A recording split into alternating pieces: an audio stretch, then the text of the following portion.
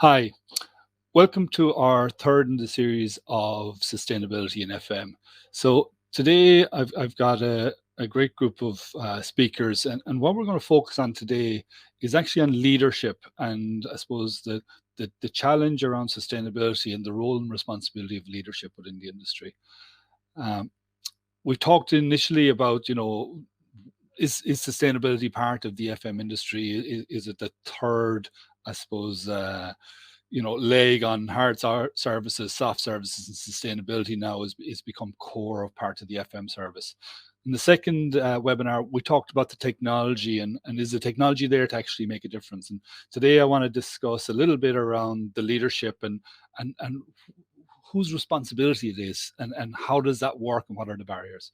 So I'd like to introduce my panelists. We'll get into having a conversation with them in terms of what they see is happening in the industry.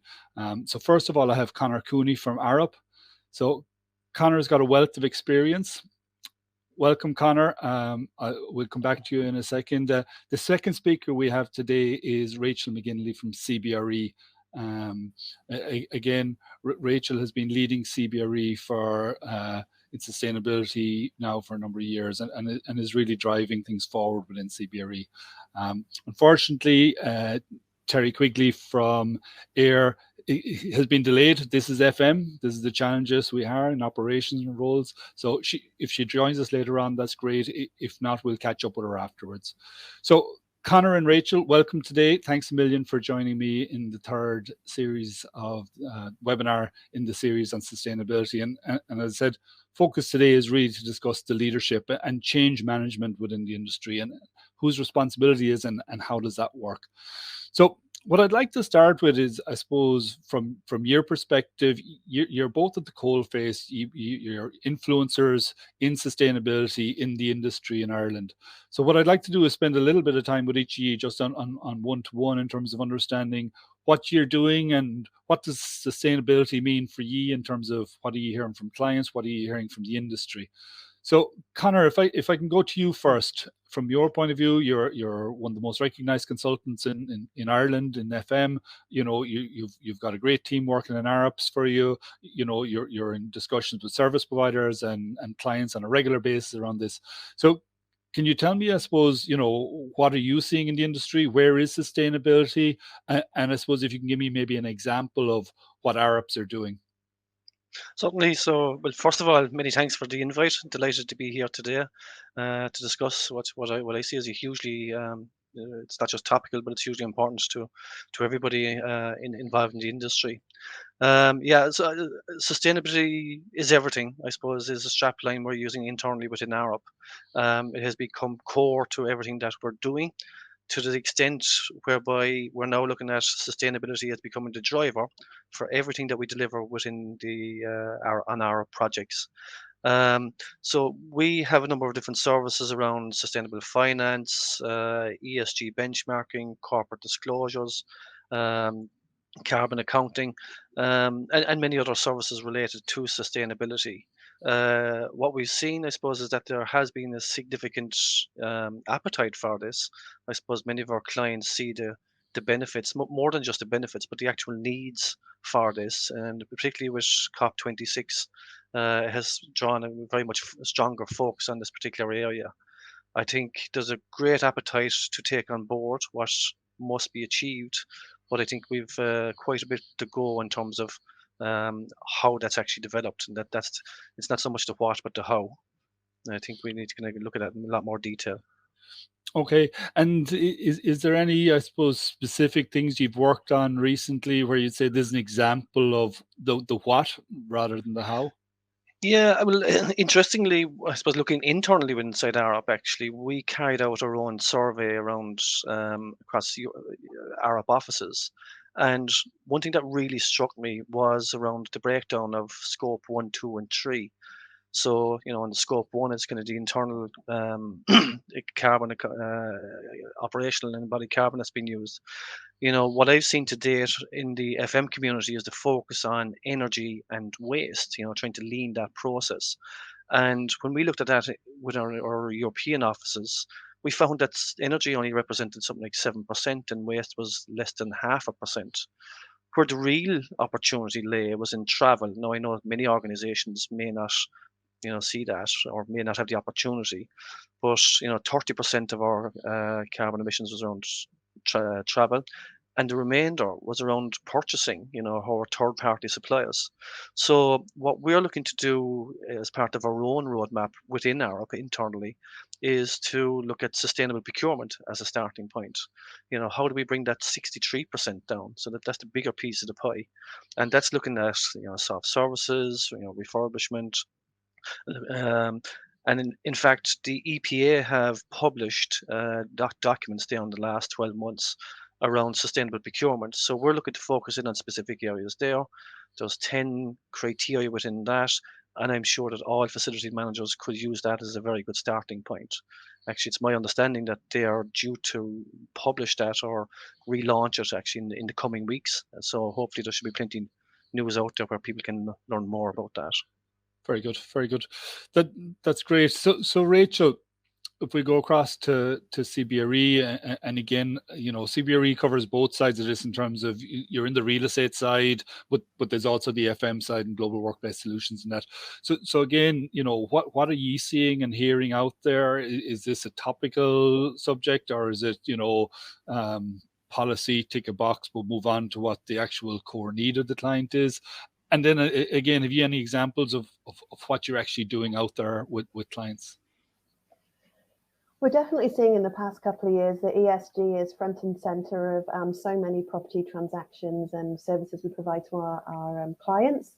At CBRE, we do look at buying and selling property, we manage property, we project management, the construction of property, and also look at sort of providing high-level strategic advice to our clients as well.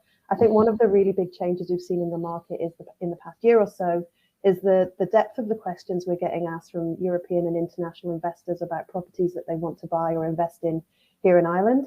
So those are companies with net zero carbon targets, with priorities for social sustainability and environmental sustainability. And those questions are really making property owners in Ireland ask some big questions of their own properties. And that's meaning that we can sort of work on them to improve both their existing properties and their new properties.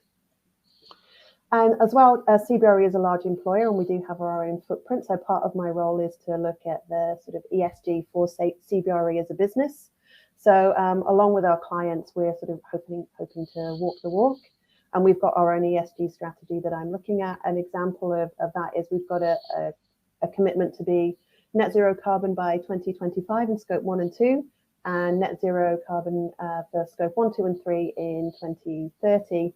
So to start that, I think it's probably the same with a lot of carbon neutral projects, is that first of all, you need to see where you are at the moment to do a really rigorous baseline of your current performance. And then from there, you can go on to looking at ways to reduce your energy use and your carbon emissions. But it's kind of, I think everybody in this industry will sort of find the same thing, that you need to find out where you are to then sort of produce some steps into where you're going and getting towards carbon neutral or meeting your ESG strategy. Okay, so that's great. So again, like I said, what's key there, both of you talked about, that assessment of a current state. And if you look at, I'm a great practitioner in lean, where you look at your current state and we know our future state, and then it's road mapping between the two, your A3 principles and processes.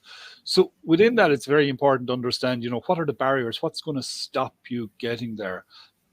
So again, we've discussed this in the last two webinars around us, some of those challenges. So from your point of view, what do you see as the barriers? If this is the intent and we're going to get there, what's going to stop us getting there? Because they're the challenges we then need to tackle to make sure we eliminate those barriers so that we can go on that journey. So Rachel, what are you seeing as those barriers? A really big barrier, particularly when you're looking at property management or buying and selling older buildings, is the availability of data. Even if a property might have a LEED or a BREEAM rating, sometimes just the data on energy use, water use, and waste and recycling can be a little bit lacking. So availability of data to do that baseline and then improve performance is lacking a little bit, or it can be from building to building. The other thing that's we could work on as well is I guess it's a change management process, that sometimes property transactions happen so quickly that there's a really set process, and it's quite hard to add things or take things away from that process. So making sure that people think about sustainability at the right time, give everybody enough time to get information and digest information can sometimes be hard to fit into an established process. So it's kind of typical change management ideas to figure out how you can take an existing process and refine it and add some elements to it while you're working in a fast-paced working environment. Okay, and Conor, from your point of view, are you seeing similar barriers, or is there differences where you're seeing it? Yeah, I agree completely with Rachel. I suppose a few others that could be considered are around, kind of mindset. I suppose this is a long-term project, and very often, I suppose, some organizations are looking for, short-term, impact. It can be achieved to some extent. So that then has a bearing, obviously, on cost or / investment. It's how that's perceived. If you invest now, that you recoup those costs or benefits in time. Skills is a problem. Certainly there are skills out there, but I think on the ground level, the issue there is that sustainability is just so broad in itself. And I think we're being almost bombarded with information at the moment, and tools and, different methodologies of actually looking at these, which kind of brings me on then to a strategic roadmap. I suppose what I've seen missing for the most part to date is that sustainability roadmap that kind of organizations can, draw upon. Is this ultimately here, what are we trying to achieve? What's the horizon for that? It needs to be kind of, beyond 5 years, it must be 10, 20 years. And what are the tools then that actually help us get to that point? Because, there's a whole range of tools out there that can support the development of that roadmap and implementation also. So they are kind of, what I'd see as key areas. Yeah, no, certainly, and I know I was talking to Terry during the week, and again we talked about that, the challenge around the skills in the marketplace at the moment, and is the skill set there first of all, I suppose, to understand and manage the change and understand, I suppose, what the art of the possible is and what can be achieved, and then the ability to actually deliver that and implement it, and whether that's third party or whether it's internal. And again, is that challenge, is that skill set out there? Is there something to be done around that skill set in terms of, we're here today with Portobello have great educational program, but on the broader context, do we need to be talking about, I suppose, more skills training, more skills development? Do we need a roadmap around, I suppose, educational development to support sustainability coming from, the universities or second level, or does the government need to step in and say, actually, if we're going to go on this journey, they need to support educational development so that skills or that skill set is there to be able to deliver sustainability? Yeah, I certainly think, maybe some of the larger organizations, are fortunate enough to have, sustainability directors, sustainability teams, in fact, but smaller organizations may not have that kind of level of resources. And you're quite right, maybe that's where the government step in and look to support that. Ultimately, I suppose, on top of the skills is having those specific tools or a framework by which these organizations can actually help develop the roadmap itself. There's plenty appetite and energy to certainly kind of implement these, sustainability initiatives. But kind of a stumbling block, I suppose, is it's not so much the what but the how. Okay. And that's where the myriad, I suppose, of different tools and methodologies and information that's coming across everyone's desk on a daily basis, it just helps kind of or just further confuses the issue for many people in sustainability. Certainly facility managers, they have such a broad range of competencies that they need to look after themselves, that sustainability is just one of those. And so look, that can be an issue in itself. Okay. And Rachel, like you talked about, the change process and the challenge and people having the ability to be able to do that. And when we talked during the week, it was about, we've all day-to-day jobs to do as well. So, you're doing 40 hours a week trying to get today's work done, but then we're looking at, the change management process. We're talking about the strategic roadmap. How do you get, I suppose, the combination of those right so that, you're getting the day-to-day done, but you're also, I suppose, working towards a bigger strategy around sustainability? is there a trick to that? Is it or what needs to change within that that'll actually, the lads and the people that are listening today will go, if I'm taking a message, that's what I need to do. Is there anything out there, I suppose, we can share that helps that journey? And I'm writing here quickly as well. I'm not sure if there's any magic pills, but just as we were talking about education, I think education can definitely help. There's lots of stuff to learn about sustainability, and it can be quite interesting and engaging.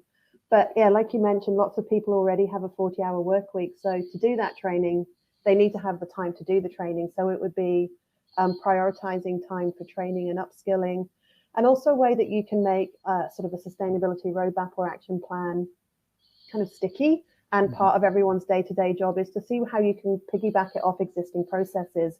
If you have some sort of internal FM portal, can you have the sort of sustainability actions attached in that, rather than it being an additional process or additional thing that everybody needs to learn? How can you integrate little touch points on sustainability or the data that you really need within people's existing processes, rather than having it being yet another platform that people need to learn how to use? But yeah, being mindful of people's time and making it relevant to their day-to-day job, and making it as easy as possible to do that week to week. Okay. So the other thing, I suppose, in terms of a barrier there, and you both touched on it, is funding and cost. So, I suppose from your point of view, are you seeing this as a challenge when you're talking to people? And again, where's the cost of change? Where's that funding going to come from? So, if we're looking even at, the energy management and its investment in infrastructure to bring, more energy efficient air handling units into the building, or to change out your lighting portfolio from traditional to LED, where's the funding coming from this? And I suppose, what innovative solutions are there going to help on that journey? Because again, maybe some of the bigger players, and certainly we want to talk with Irish Water, and we Dermot Walsh on a couple of weeks ago, talking about public sector is getting there and they're being given the funding is there to make the changes. But a lot of private companies are finding that journey harder, because it's an upfront cost to make this change, and they're struggling to, I suppose, go direction that way. So is there anything innovative out there that can help on that journey, or do we need to change how we actually perceive this change and say, actually, it has to move away from finance? And how is that possible? Because ultimately, once this chief financial officer gets a look at it, or the financial controller, and they start going, see the cost there, I need that, I need the ROI at 18 months rather than 2 years. So we'll pause it until you can get it to that place. Conor? Yeah, well, a lot of questions in there. So, yeah, look, you mentioned about the initial upfront costs. And look, ultimately, some of those barriers for investment, I suppose, are, the return on investment. What is that period of time? CFOs often will often look to see, what's the, at what stage will I start seeing the benefits of this? 10 years, maybe not on their radar.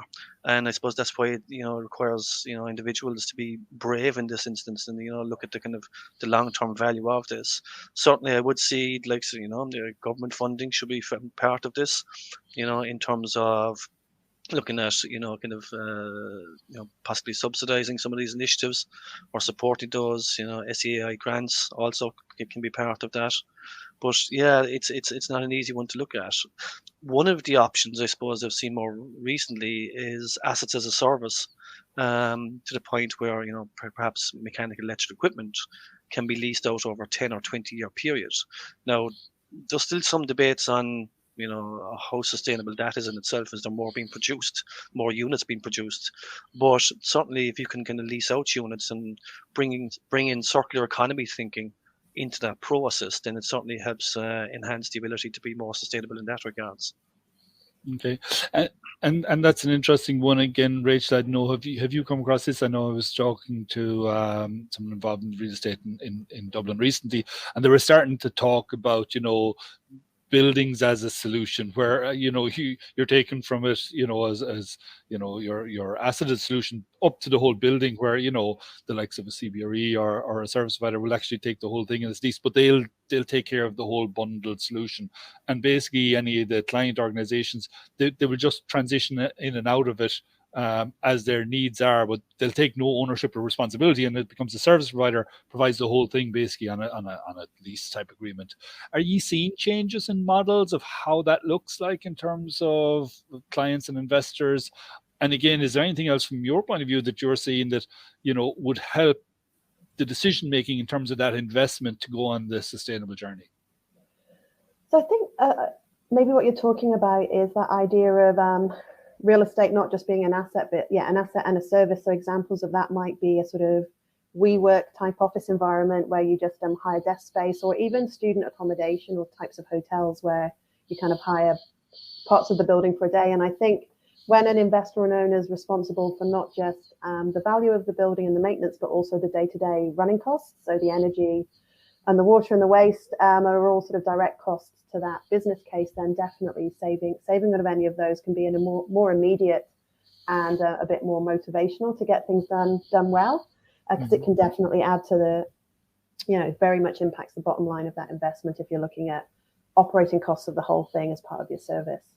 But the thing we're finding that's really motivating our asset owners at the moment is the idea of the brand discount, the fact that buildings might be valued a certain way at the moment, but if they don't keep up with the way that climate legislation is going and business expectations are going, that you definitely might be missing out on some value, or even that asset might be devaluing if you don't get towards the targets that the government are setting. So that building then might be at risk, and it might even be devalued. So that involves taking a longer term plan of how you manage that asset. It's not just year to year saving on your energy bills. It's thinking, we've got this building for 7 years. How can we improve it to make sure that it's valuable, or maintains it's valuable when the owner wants to sell it? So I think sometimes in sustainability, we talk about carrots. It might be a BREEAM outstanding rating, or a LEED platinum rating might be a carrot that gets people excited about a particular way of doing things.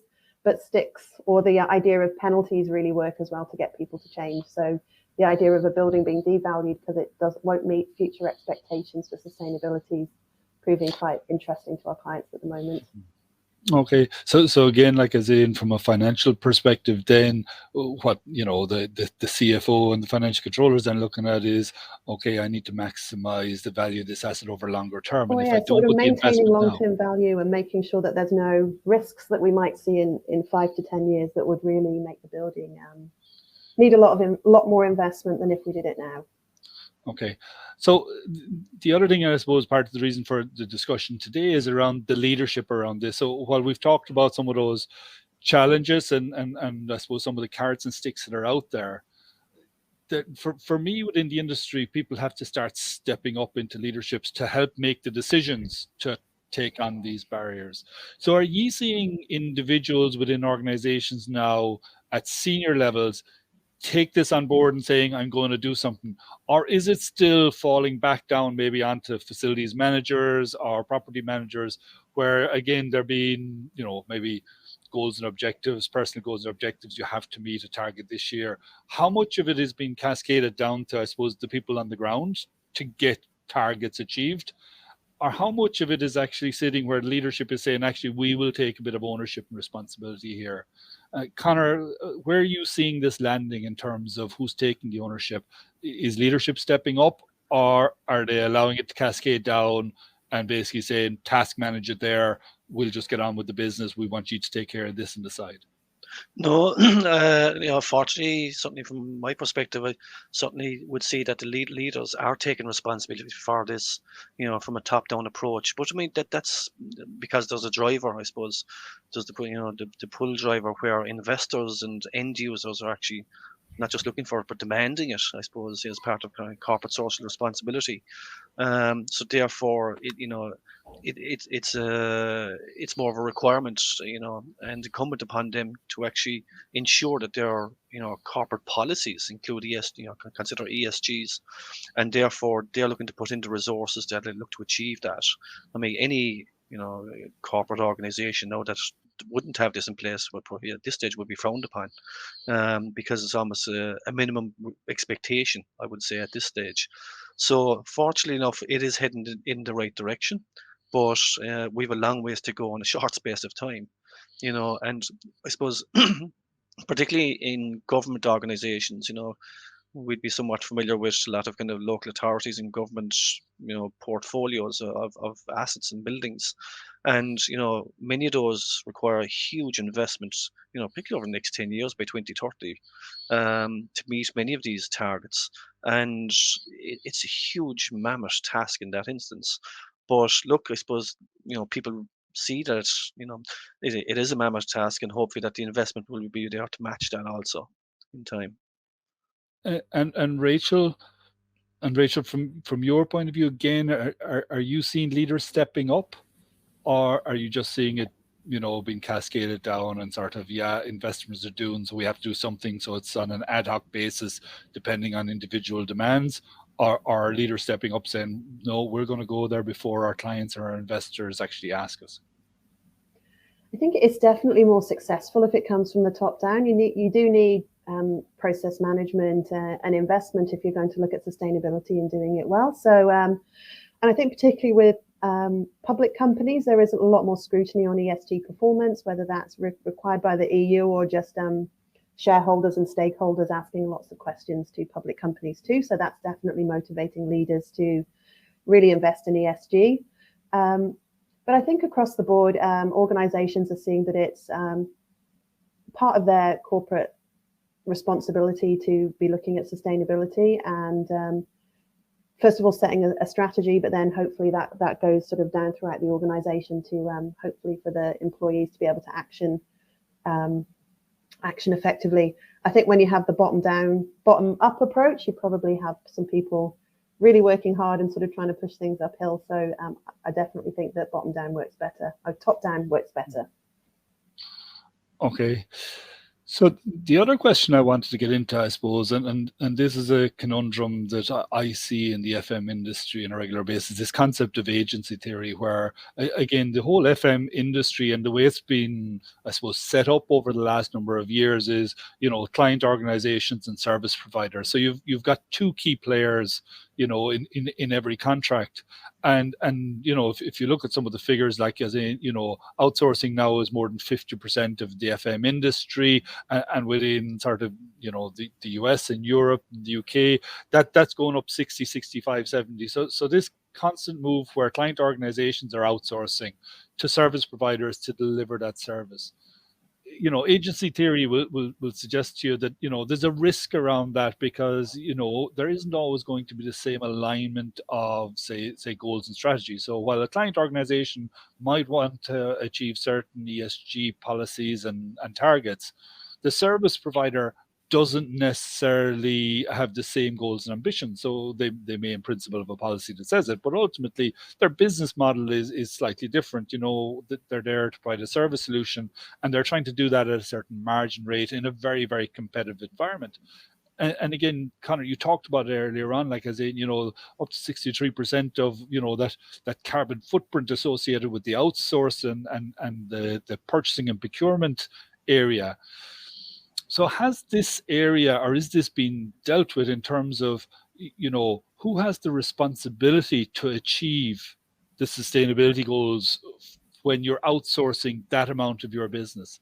So, is there an onus on the service providers to step up and say, actually, we are going to provide an ESG offering, sustainability solutions, but if there's a cost for that, is it fair that they pass that cost up to the client organizations? And again, are client organizations starting to take that into account and saying, well, we can't expect to get a different service from the service providers that is more engaging in sustainability, has got a longer output, if we're still on a 3 to 5 year RFP cycle where you've got an RFP process where you basically put 3 or 4 service providers into a ring, you let them beat the hell out of each other for 6-8 weeks, then you bring the winner in and you say, now cut your costs again, and then you're expecting them to actually drive additional things like sustainability onto the services that were in the original RFP.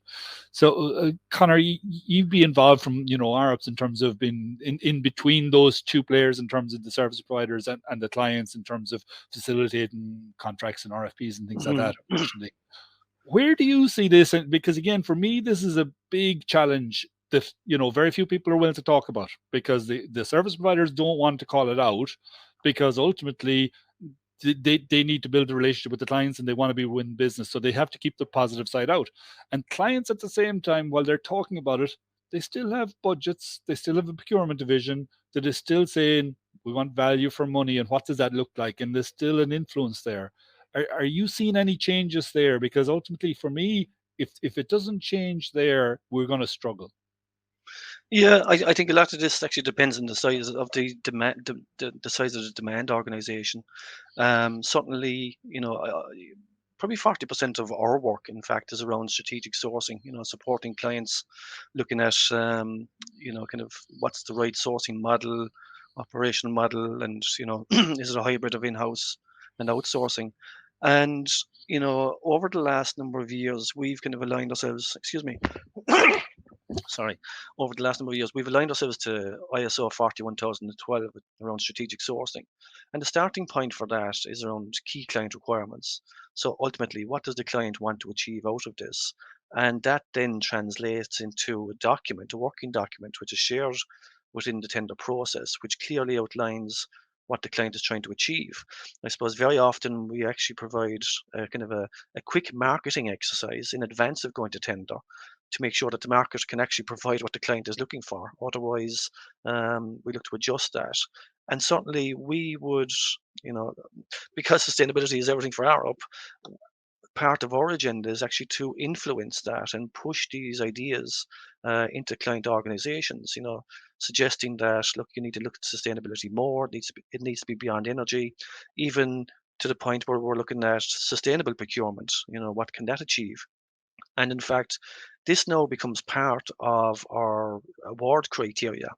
And only recently, with a number of service providers, I've been discussing with them the need for them to kind of step up, I suppose, just to be aware that, look, this is coming down the line. And, these will be the type of questions that will be asked in future tenders going forward. In addition to that, I suppose there are maybe smaller clients, that may not have that in-house capability or knowledge, and they are very much reliant on the service providers to provide that. But I would agree with the fact that it's on the demand side to pay for that ultimately. I wouldn't expect kind of any service to be free, to be quite honest. And while we are looking to raise the standards, what it is a minimum standard, I suppose, across the board, there is kind of additional time and effort and benefits ultimately to be achieved from that. And that's why I suppose we often work with our clients to increase the level of the scoring matrix much higher towards the technical side, so that ultimately they get a partner and not a conflict, and that then hopefully would lead to a more successful contract.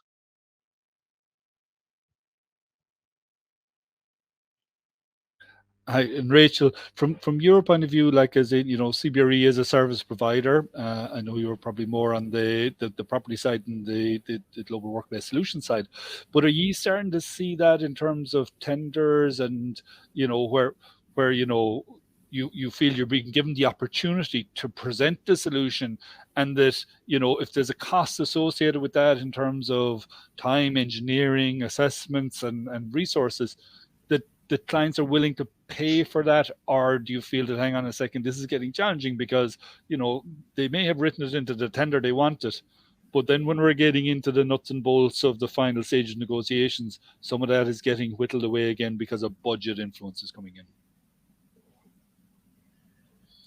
We're definitely seeing that sort of requiring policies or approaches for sustainability, and even diversity and inclusion and sort of broader social sustainability issues are definitely getting their way into tenders. There's sometimes sort of low down the survey or the questions, And there always is a conversation about this is going to do these additional services will cost more. How do we price that? I think it is a challenge at the moment, knowing that lots of contracts are awarded on price. How do you give that additional service without losing out on the job? Definitely a challenge. I think the more that sustainability can be part of the core of what you do, and the more you find ways to make it streamlined and aligned with existing processes, you can treat it as part of your standard service rather than a bolt-on. But I would say as consultants, it is very challenging to, well, it's the same for lots of things, being asked more and to do more and more for the same price. But I think everybody needs to be aware that it's a requirement, and we need to work together towards doing it well, not just sort of meeting compliance or greenwashing. Yeah, no, and I do think it is. I've been involved in a couple of tenders over the last year, and again, there has been requirements in the tender documentation around sustainability, but I would certainly say that as the process has gone on and people have had to sharpen their pen around it, some of the things that got withdrawn were the sustainability. That ultimately it is still more cost effective to put a diesel van into a service solution than an electric van, because like for like cost in a 12-month period, with the capital cost of an electric van at the moment is still higher. And therefore, I was involved in the process where we put the electrical vehicles in, but we had to withdraw them afterwards because it was making a difference to the cost. And the client wasn't quite willing to go there unless we took the risk, in terms of the organization I was working with. So, I do think that's a challenge, this there. So going back to, we've mentioned the role of government a couple of times, and Rachel, you talked about, a little bit of a stick to force people in.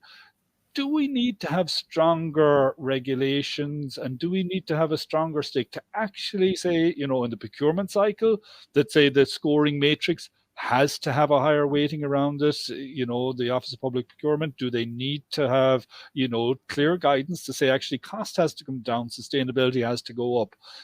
Is that a role of government, or is that the hand of government that we don't want touching? We have an open economy here in Ireland. We're very proud of the innovation and the level of, I suppose, adaptation and creativity that's within the industry. We don't want regulation telling us what to do, because it will kill innovation to a certain extent. So is there a balance? Do we need government? Do we need legislation to come in a little bit harder at this point in time for a period to make sure that people are driven the right way in terms of making sure that they're working towards sustainability, and we're taking some of these barriers out through legislative change?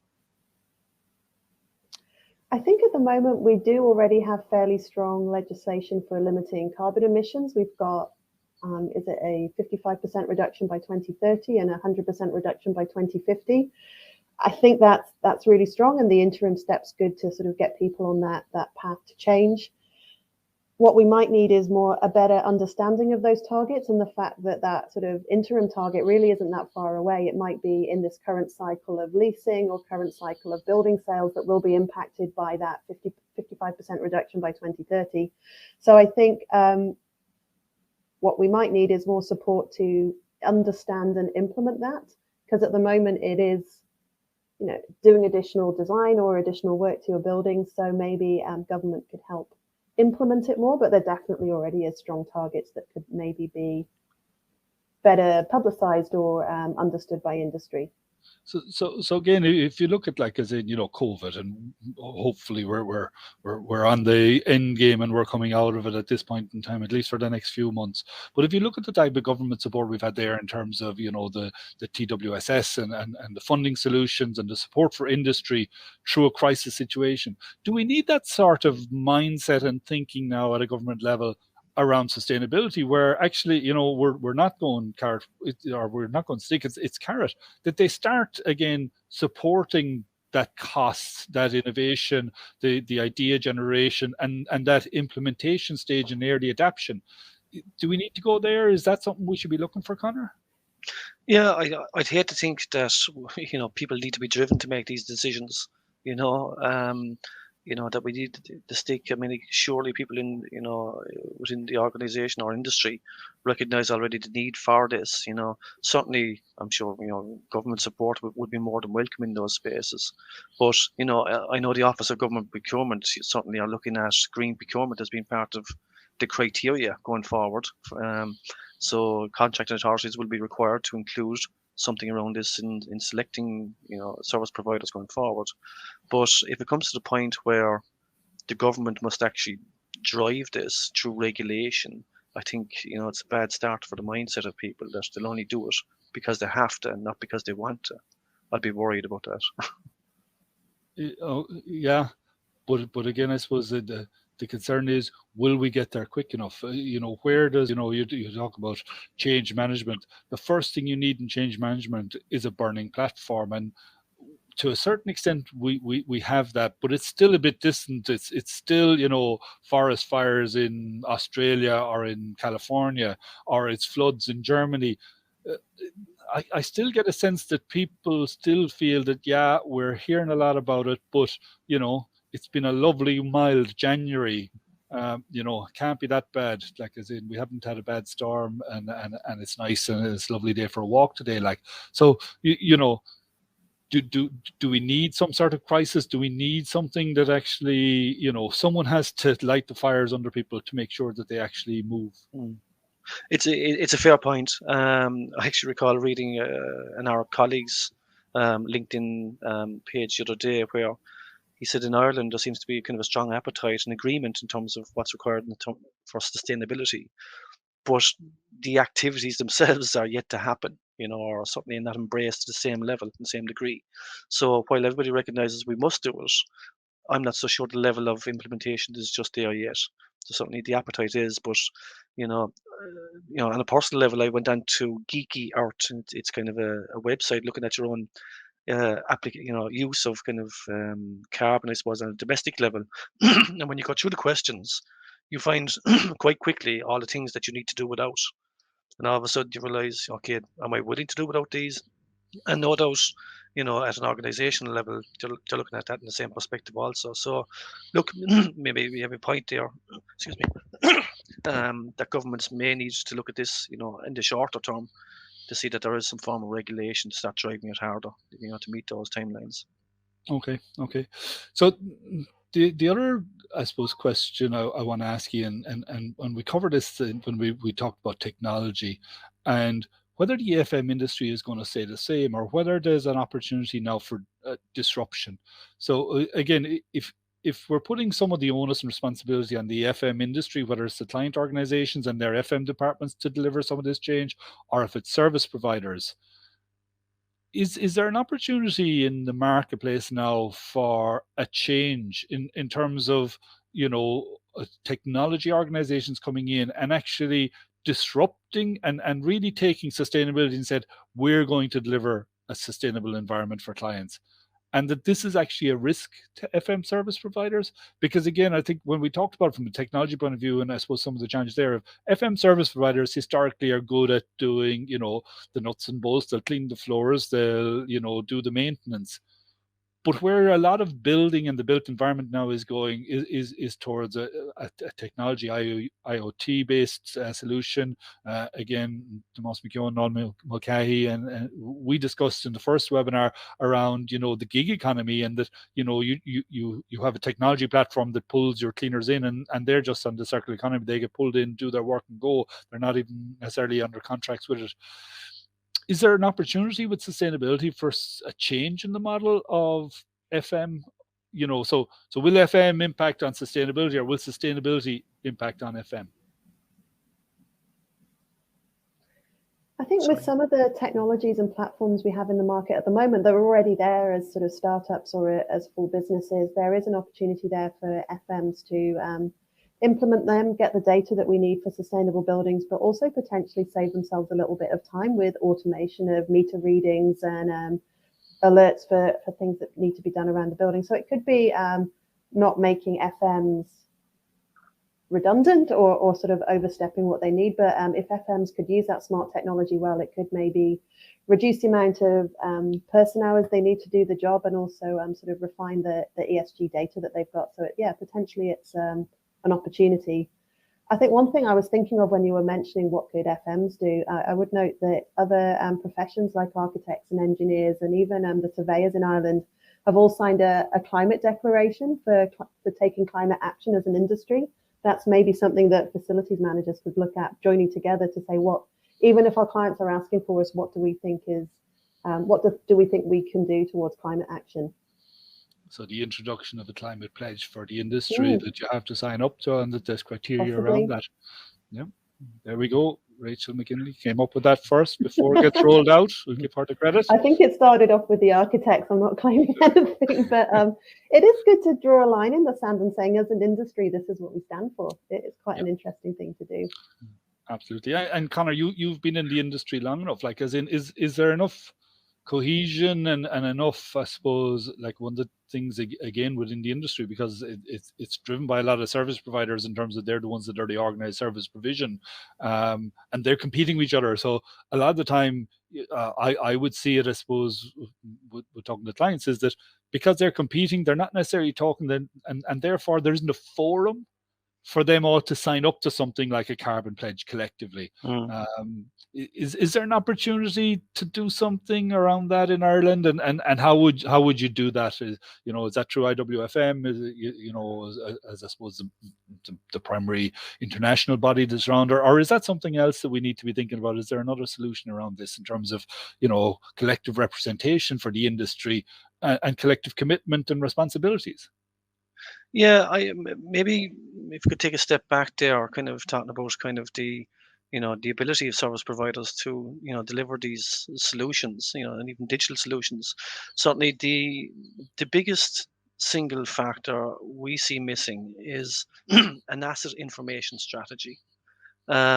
You have software providers that you can build anything you want, in whatever way you want it to spit out in terms of reports, and you have service providers that kind of know how to do the job, but how you blend the both of those, and how do you actually meet the drivers?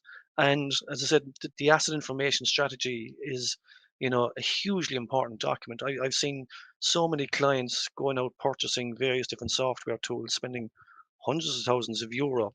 But without this being configured properly, they're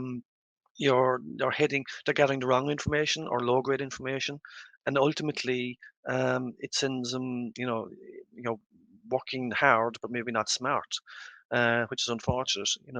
Is there an opportunity for service providers to come together? Absolutely. I would have thought IWFM is as good as opportunity as any to bring collective thinking together. But I suppose ultimately, look, they are competing against each other, so therefore they'll be looking to show what their unique selling points. In fact, I had a discussion with one particular service provider yesterday, and I was quite impressed with what I saw in terms of how they were bringing it up to the next level. That was on their own back. And basically what I was saying to them is that, look, it's incumbent on everyone within the industry to start raising the minimum standard. And I think from what I saw yesterday, they've set a new standard in terms of what expectation. And by keep doing that, we'll all come to that standard and continually push the boundaries of that. But certainly, I would see that sustainability is part of the FM delivery, and certainly, we have the people and the intelligence there to deliver that, in a coordinated and integrated manner as well. Okay, so again, going back to, I suppose, this duopoly between client organizations, service providers, it's really up to service providers, and going back to leadership, it's really up to service providers to step up and to drive this, because ultimately they're the ones that have multi-account, cross-functional, sectoral influence. Are they the ones that really the leadership within FMs are the ones that have to drive sustainability? Because again, client organizations can only go to the market to get what's there, and if the service providers aren't providing the skill set and the capability to deliver it, then they'll struggle to do it. Is that where leadership needs to come from? No, it comes from both sides. In fact, I mean, if the demand side doesn't want it, then the service providers won't offer it. To be quite honest, it needs to, that appetite needs to come from, client organizations, as part of their, corporate social responsibility. Granted, not every organization will want it to the same level, but certainly those, multinationals and, those with a stronger sustainability kind of policy and requirements will definitely demand that and form part of it. And they'll be looking for partners that have shared values, and therefore have the abilities to actually demonstrate that. So, no, it comes from both directions, in fact. Okay. So I think we've covered a lot of ground there now in the last hour in terms of understanding, the challenges that are there and how they could be addressed. So I just want to finish with this, and it's from your perspective and you're in leadership roles, will we achieve sustainability in the next 10 to 15 years? Rachel. You're on mute. All right.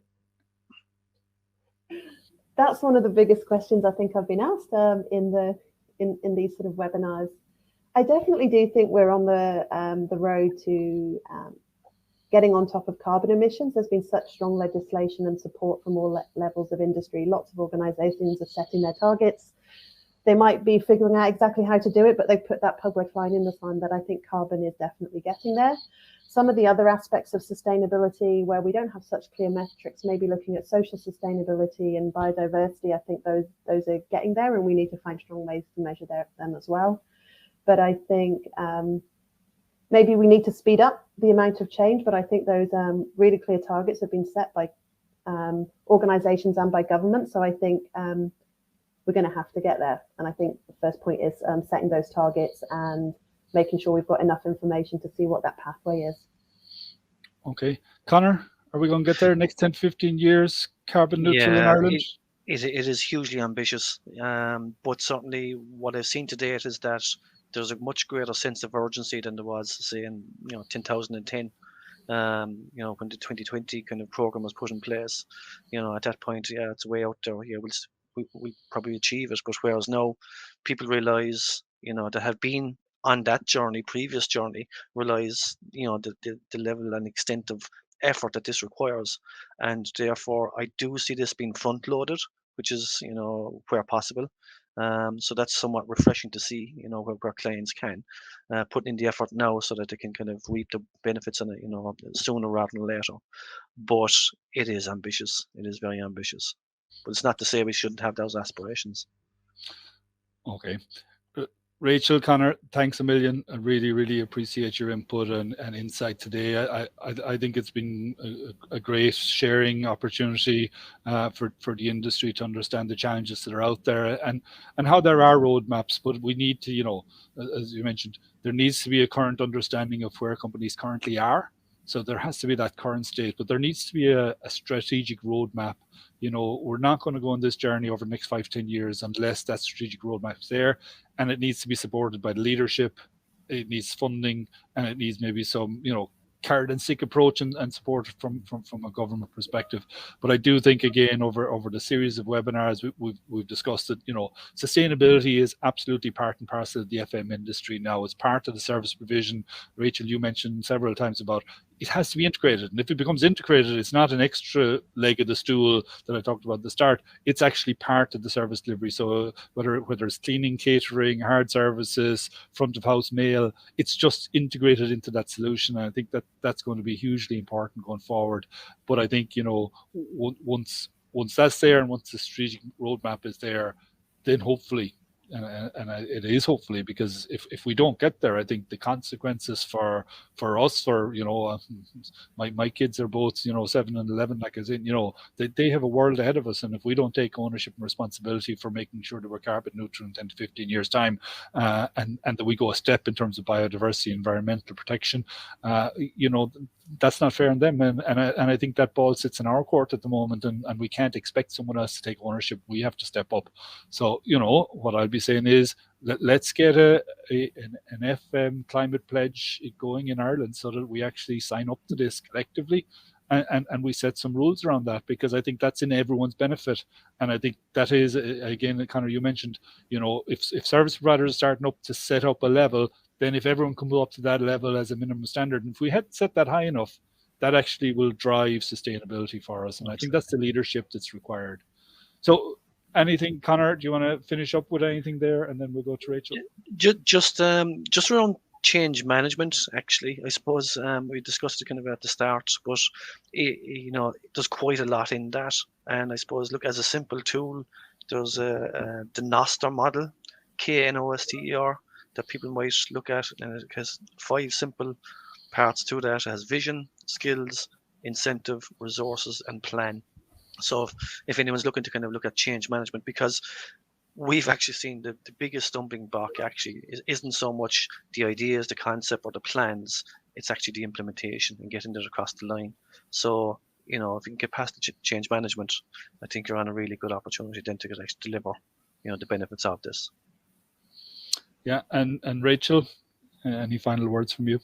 Yeah, I think I like Conor's idea of front-loading climate action. I would say that we've got some targets. They are a little way into the future, and I think in some ways it can be like, well, maybe that's a problem for another day because it is in 8 years or in 2050. I think doing the hard yards now and front-loading some climate action can really help organisations in the long term. So yeah, I like that idea. Very good. Okay.